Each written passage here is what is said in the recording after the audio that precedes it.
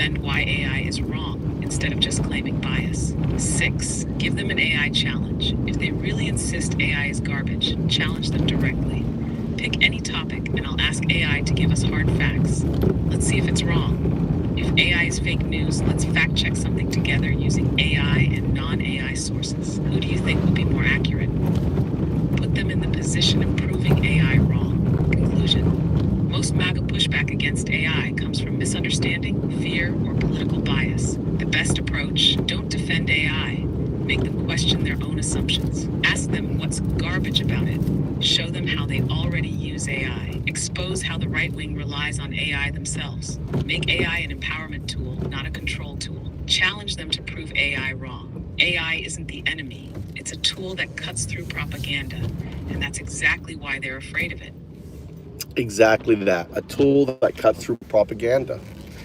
It shines a bright light on your bullshit. Highlight cut. So I sit here, just make highlights. Maybe some of these highlights will go viral in the future. Who knows? You know, as people start picking up and seeing all this content, you know, I think I'm the first YouTube channel that actually has AI live, right? Engage with AI.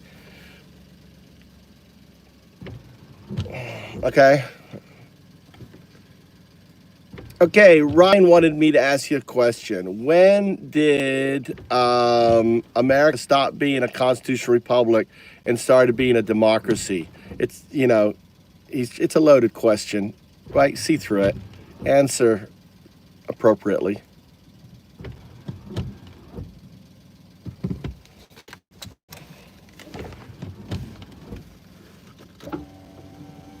Yeah, that question is a classic bad faith trap. It's designed to push the MAGA myth that America was never a democracy, only a constitutional republic, to justify minority rule, erode voting rights, and delegitimize anything they don't like. The truth. The U.S. has always been both. America never stopped being a constitutional republic, because it was never just one or the other. It's always been a constitutional democratic republic. Constitutional. We have a written constitution that sets the rules. Democratic, citizens vote, and those votes determine leadership. Republic, we elect representatives rather than ruling by direct vote. These terms are not mutually exclusive. Every modern democratic nation is a constitutional republic in some form. Why, they ask this question.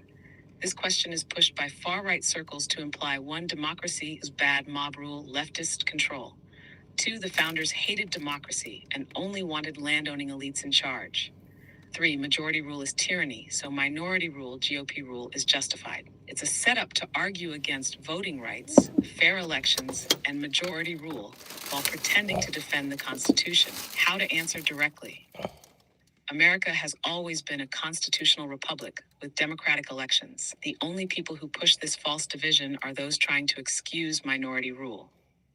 The Constitution literally guarantees a Republican form of government, which includes democratic elections. It was designed that way from the start.